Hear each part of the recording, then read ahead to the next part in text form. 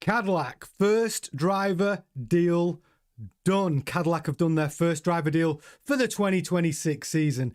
But who's going to be in that second seat, baby? Find out in the show. Don't go anywhere. This is F1 Grandstand. I'm Tony Craig. And if you are an F1 fan, you are in the right place. So hit the like and subscribe button now. Join the community and get involved in the chat. Let's get into it. Breaking news. It's very exciting. So, what has been going on today? Who is the Cadillac driver in that first seat? What I can tell you is it's been announced, or all journalists out there have got the story today. Sergio Perez will be the first driver in the Cadillac seat. So, here's what we know. Sergio Perez, first driver in the Cadillac seat. It's looking like it's going to be a 2-year deal. It's looking like it's $10 to $15 million per year with bonus and performance related. So 2-year deal, Sergio Perez. But what does that mean for the other names that have been in the hat? Well, I can assure you, we will be getting in to all of it. Hello, nice to see you girls in the chat. Hey Gemma, hey Yvonne. Yes, Yvonne, insider information. Yeah, that's right. We've got our man on the ground, Tubby George. He's but that's Sergio Perez is number one. The number 2 seat, we've got a lot to talk about, and we will talk about all of it in the show. Gemma, nice to see Earl Grey and snacks for this one. Yeah, well, do you know what, Gemma? I've got my own little mug of coffee. Mug of coffee. Yeah, so Sergio Perez is your first driver going into the Cadillac seat. Now, they are going to announce it in 2 races' time. But they're dotting the I's, crossing the T's. But right now, it's agreed. Perez, 2-year deal, $10 to $15 million a year. And he is the first confirmed driver for the 2026 season for Cadillac. Oh yeah, Gemma's saying I'd love to see the bonus structure of this deal. Now the bonus structures in F1 can be fairly complicated because the bonus structures can be, it's points related really, but then you are reliant on the team. So it can be qualifying position, finishing position, point scoring, team performance. But it can bump up a lot. It really can. But yeah, Perez is coming back to the grid in 2026. Now, I like Perez, and I do think he had a tough time at Red Bull, and I'm not sure it was all his fault. And as soon as his confidence went down, of course, it was him. It was basically impacting his performances with a car that was very difficult to drive. So yeah, Perez is coming back, baby. But you know the thing about Perez, though? He brings a lot of money to the team. A lot of money. A lot of that South American money. Yeah, he brings a lot of money to the team. So yeah, I'm very pleased for him. He's got that first seat nailed on. But what does that mean for the rest of the driver lineup? For that second seat at Cadillac? This does have a knock-on effect.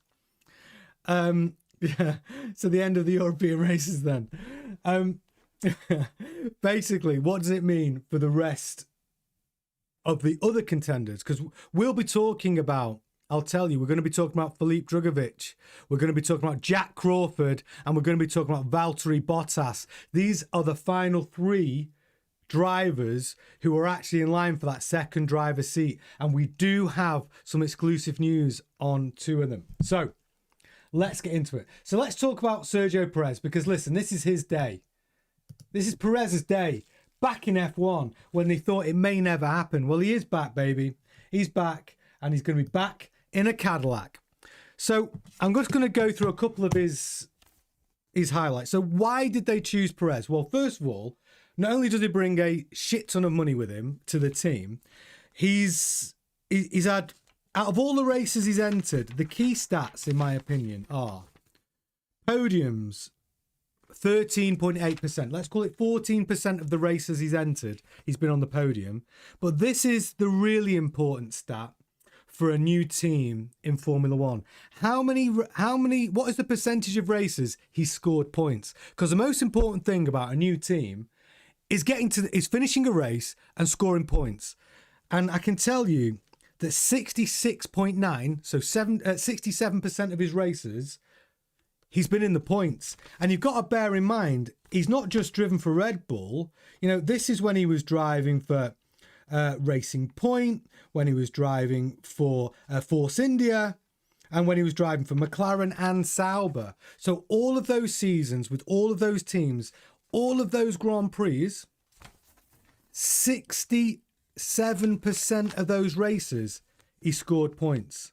And that's out of 281 Grand Prix starts for over 5 different teams. So you have to say, that's impressive.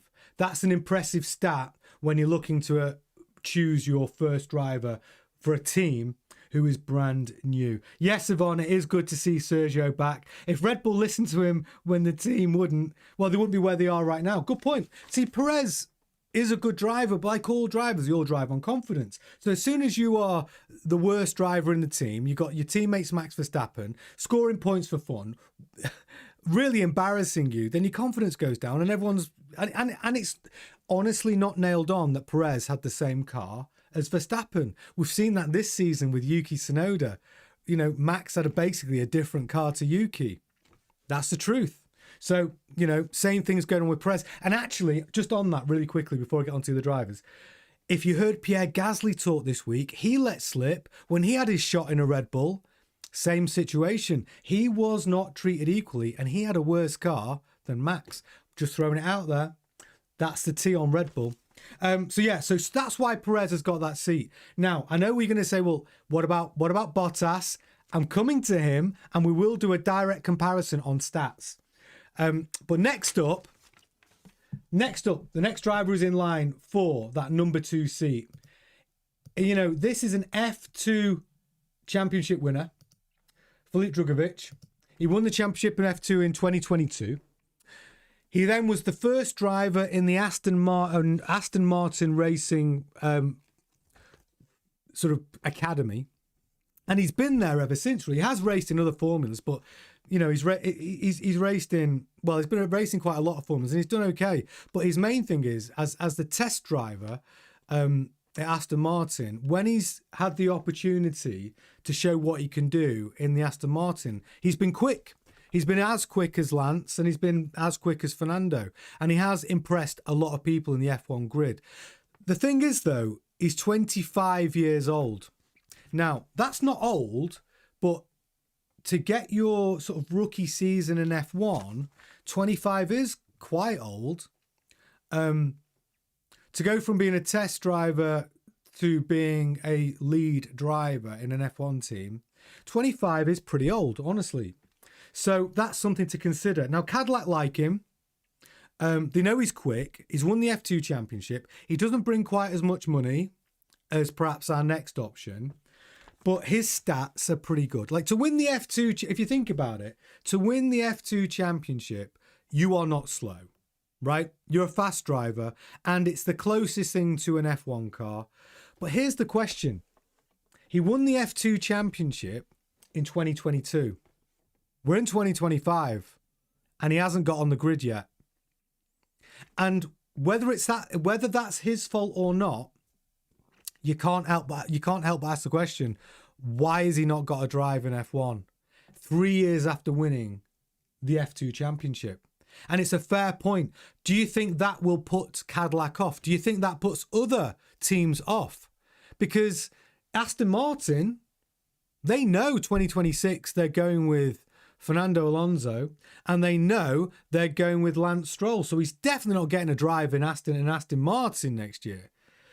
So here's the thing. Quick driver, F2 championship winner, hasn't managed to take that win into a Formula One drive on the grid in 3 years. Plus the fact he's not American. And I'm coming to that. But he is in the mix. He is still in the mix. It's not a no from Drugovich. But he's in the mix. But I will throw out, I do know for a fact that Cadillac, having made their decision on Perez and giving him a 2-year deal, they are still unsure whether to go with a rookie in that second seat or whether to go with another experienced driver. We do have some extra information on that, and I'll be coming to that a little bit later. So Filip Drugovich is your next option for that number 2 seat. So this is the one a lot of people have been talking about. Let's get into it. So Cadillac love this guy. We like this guy, Jack Crawford. You might, if you don't know Jack Crawford, you may remember he's the guy that won the F2 race at Silverstone. He's an American driver. And the key things about Jack Crawford are, one, he's 20 years old. So when you're thinking about the future of Cadillac, bringing a driver in who's 20, who's 5 years younger than Drugovich, who's already shown himself to be quick, he's won in F2. He's currently third in the F2 championship right now. He will have the required super license points. He's got the right passport. He's American. And he is, if you've ever seen Jack Crawford in interviews, he's brilliant. He comes across really well. He's a sponsor's dream. Great looking lad, good driver. The reports from the paddock within Aston Martin are superb. He's got a lot of backing from the States. Supportive family. I know it sounds weird, but all these things matter. Who does he roll with? He's got the right people around him. Proven he can win races. And we all saw, and the thing is, that win at Silverstone this year, 2 races ago, has done him the world of good. And it's put him front and centre for that. If they're going to go with a rookie next year, and that's the gamble they want to take, Jack Crawford is now your number 1 option for that rookie seat. Now, earlier this year, well, not even earlier, a few weeks ago, we were talking about the driver options for Cadillac because we had some insider information, and they were really keen on Colton Herta. But the other big news, by the way, which I should have told you, is Cadillac have officially said nobody from IndyCar is going to drive in that Cadillac F1 team in 2026. There are no IndyCar driver options. All of the rumours of all of the of O'Ward and Colton Herta and all of the other IndyCar drivers, they will not be using an IndyCar driver for their F1 team in 2026. That's nailed on. I can see Yvonne, nice to have you in the chat. Oh, you're asking about Bottas. Is he going to Alpine then? Hold on, I'm coming to that. But whilst we're talking about Jack Crawford, great driver, loads of promise, the right age, the right profile, the right temperament, the right backing, the right finance coming with him, and he's 20 years old. So what I can tell you for a fact, if they go with a rookie to pair with Sergio Perez, who has just got that first driver seat on a 2-year deal, it's going to be him. It's going to be Jack Crawford. However, as we're talking about the real decision they have, the real decision they have is, do they go with Jack Crawford as a rookie, who they don't know how many points he's going to score. They don't know whether his feedback for the car is going to be that valid. That's what you get from an experienced driver, which brings me back to a fan favourite. I know lots of you love this guy as much as I do. The fastest mullet in the world, Valtteri Bottas. Now, I know you were asking about him, Yvonne. So, Valtteri Bottas, currently Mercedes number 3 driver. Absolutely the funniest driver on the grid with the best Instagram. Cadillac love him. They don't just love him for his personality, though. We've got to get into the stats. So you heard me do Sergio Perez's stats, and I will do some comparisons in a moment. The thing about Bottas, and we were talking about that most important stat, weren't we, of points finishes. How many times has he got in the points in 246 Grand Prix? And here's the thing, Bottas has been in the points 59% of his races. So nearly 60% of his races, he scored points. So how do we compare this with Sergio Perez? Sergio Perez was in the points for 67% of his races. Now, total Grand Prix starts, they're very similar, really. Both seasoned drivers. Perez, 281 starts. Bottas, 246 starts. And both of them scoring massively with the percentage of their races in the points.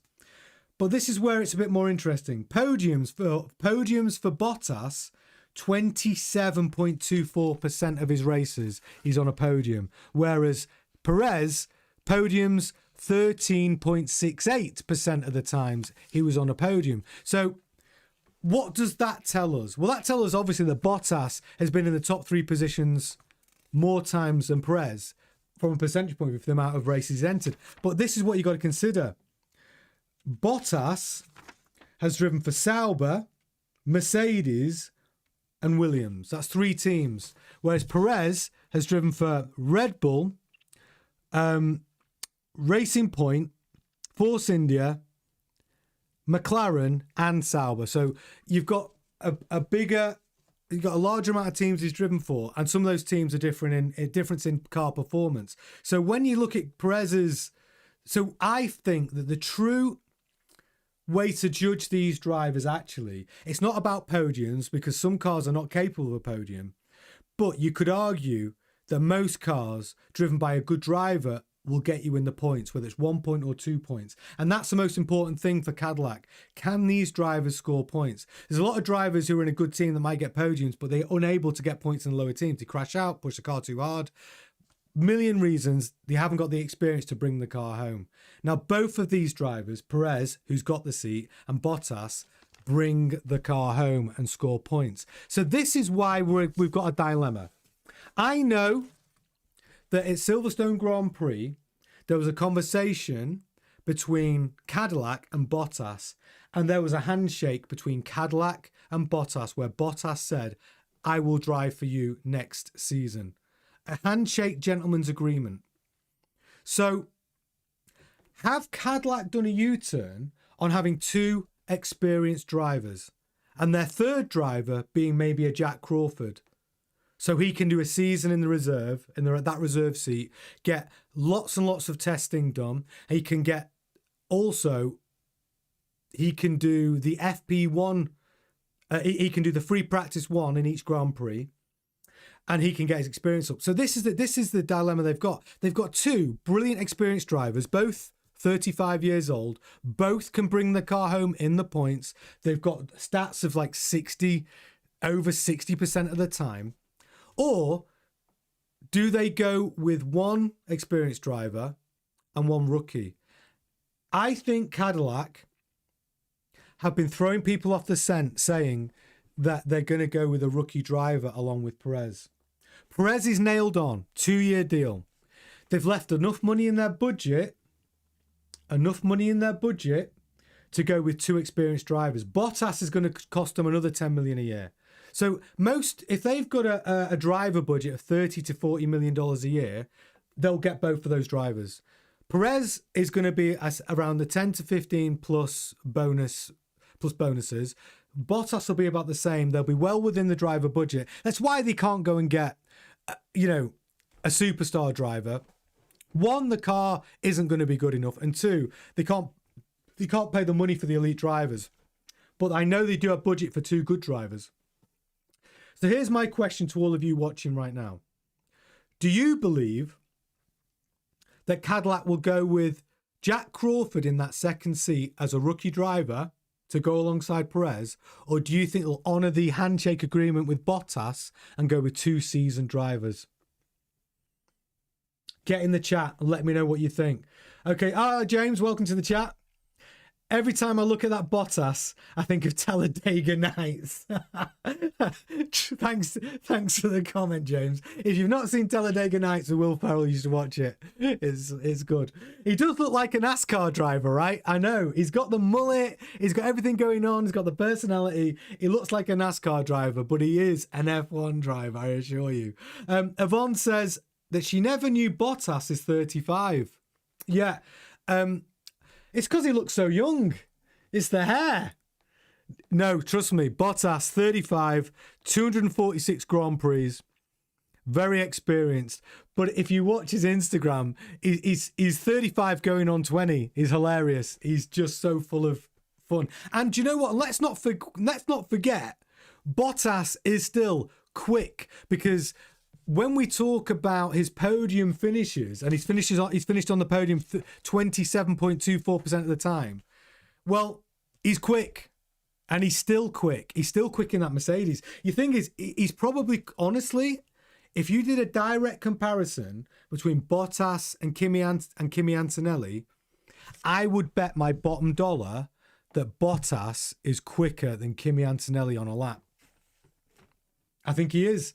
And I also think he'd be scoring. I also think he'd be far higher up the championship. And I also think Mercedes would be higher up in the constructors if they'd gone with George and Bottas instead of keeping him as a number 3 driver. So Bottas is a real... Well, they've already shook hands on it. This is what I don't understand about the Bottas deal. So going back to Yvonne's point in the chat, Yvonne said, does that mean Bottas is going to Alpine? I know Alpine want Bottas. Gasly is nailed on for that number 1 Alpine seat, as he should be, because if you watched my show last night with the driver over performance index, Pierre Gasly in the over performance index is P2. He's the second best performing driver according to the driver over performing index of all the drivers on the grid. So of course he's nailed on his seat at Alpine. I think he's got about, I think they're paying him 9 million a year to stay. So Bottas is an option for Alpine. But really, does Bottas believe, because Alpine will only give Bottas a 1-year deal, you know. That's the thing you got to remember. If he gets an offer from Alpine, he doesn't know how good that car's going to be. He does know it's going to have a Mercedes power plant, and obviously he's a Mercedes driver right now, so he will know how good that power plant is going to be, and it is going to be good. I can assure you that. It is going to be good. So he has a choice. Does he think the Alpine's going to be a better car than the Cadillac?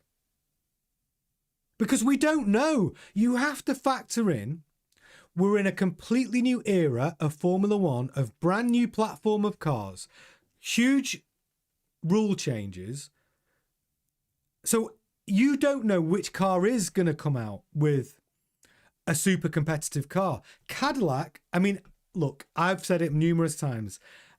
I cannot believe that first year in Formula One, Cadillac are going to be competitive.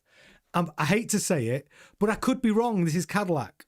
Maybe, you know, they're successful in every other motorsport. Maybe they know something I don't know. Maybe Cadillac are going to be competitive because, you know, Cadillac are running a Ferrari power plant. So if you think the Ferrari power unit is going to be better than the Mercedes power unit, and you're Valtteri Bottas, and you've got the choice, maybe, and here's the other thing, he's at Mercedes right now. There is a chance he knows something we don't know about how good that Mercedes engine is. So maybe that's why there's been a handshake agreement with Bottas and Cadillac at Silverstone, because he's like, God, you know what? I'm not convinced this Mercedes power unit is going to be all that in 2026. So I'd rather gamble with the Ferrari, because the one thing Ferrari know how to do is make an engine. What was it Enzo Ferrari said? You're paying for the engine, we give you the car for free, right? And maybe that's going to be true in 2026. So if you want to know what I think, for what it's worth, let me round it out. Perez has got the contract, 2-year deal, Cadillac. The number 2 seat is between, if you just joined us, welcome to F1 Grandstand. We are talking about some breaking news. It's been a big day, a big day for Cadillac. So we've narrowed it down with doing our research. Tubby George, word in the paddock, rumours, and some little bit of inside knowledge. We know that second seat is down to 2 drivers. Jack Crawford and Valtteri Bottas. We know Valtteri Bottas shook hands with Cadillac and said, I will drive for you in 2026. It's got to be a 2-year deal. Okay. We know Alpine are courting Bottas, but they will only offer him a 1-year deal. We know Jack Crawford is American, right? And we also know that Cadillac wanted an American driver, but we know he's 20 years old. We know he's third in the F2 championship currently, and we know he won the F2 race at Silverstone. But he's still a gamble. He's as rookie gets. And would Cadillac want to take that risk when what do Cadillac need to do next year? Exactly. Score points. That's all they've got to do. Pick up the ones and twos. Pick up the ones and twos, right? They need to score points. They don't want to be dead last in the championship. They've got to score points. We know Perez, 66% of his races, he scores points, which is why Perez has got that seat, which is why he's been secured before Bottas. But Bottas scores 60% of all of his Grand Prix out of 240 Grand Prix. He scores points.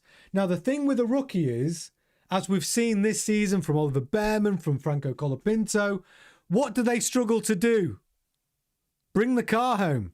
They all struggle to score points. They might have an exceptional race where they score points 6th, 7th, but then you get this catalogue of races where the rookies are making silly mistakes, spinning out, crashing in the pit lane, and the rest. How many mistakes we've seen from Colapinto? How many mistakes we've seen from Behrman? You're going to get that with a rookie.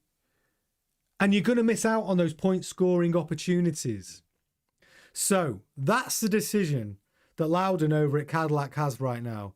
Do we guarantee and optimize scoring points with Sergio Perez and Valtteri Bottas?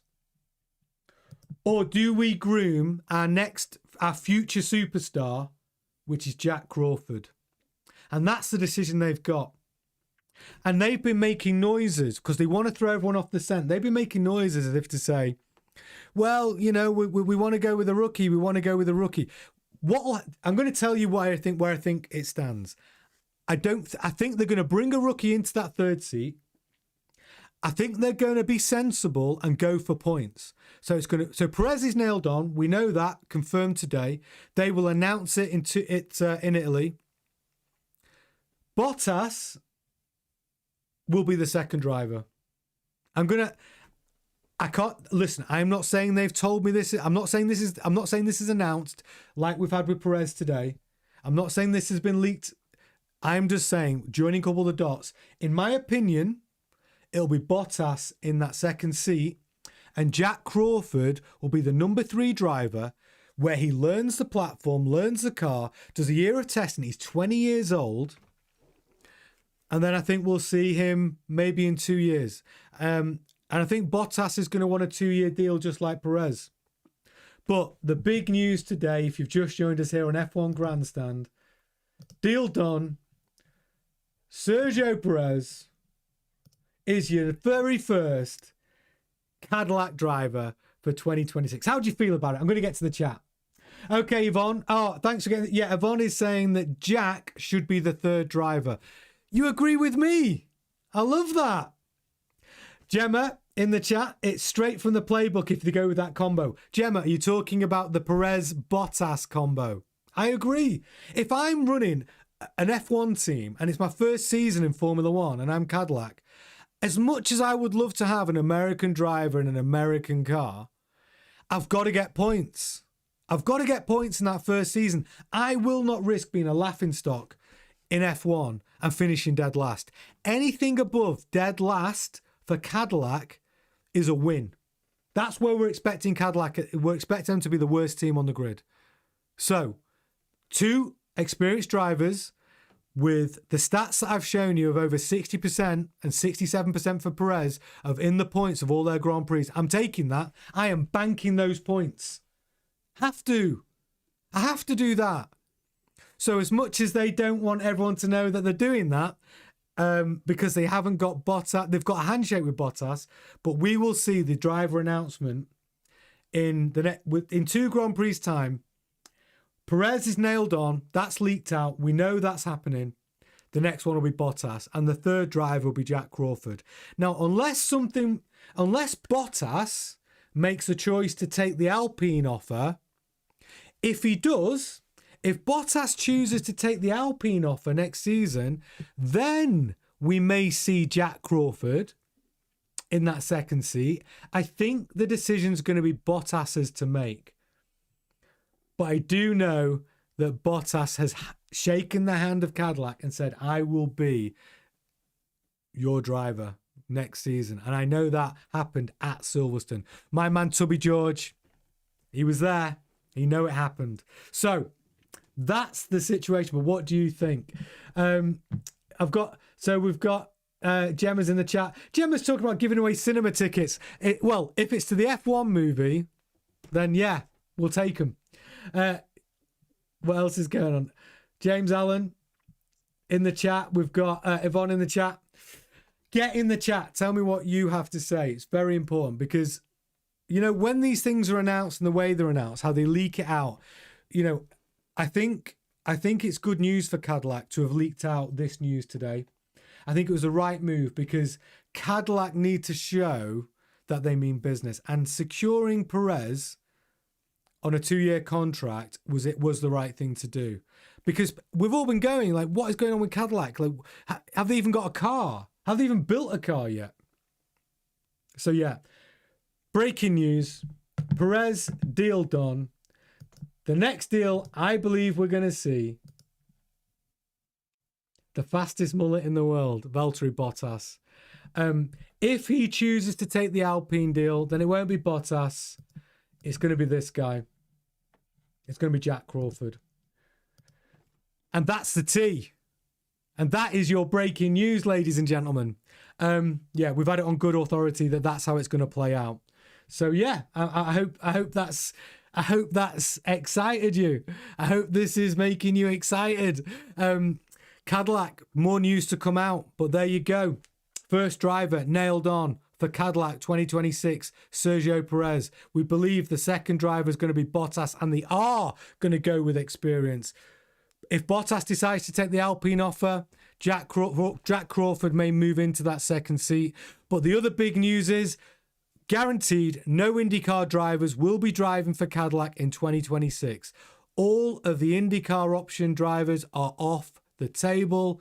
None of them are viable for 2026. There's your news. I hope you have enjoyed F1. It's been a great show tonight. Loads of chat going on. Everyone getting excited. Thank you so much for watching F1 Grandstand. Please like, comment, and subscribe. Subscribe? I'm just making up a word. And subscribe. It really makes a massive difference to the success of the channel. And honestly, it is very, very much appreciated. I will be back tomorrow at 8 o'clock with more F1 news. So come and hang out. That's it for now. Ta-ta.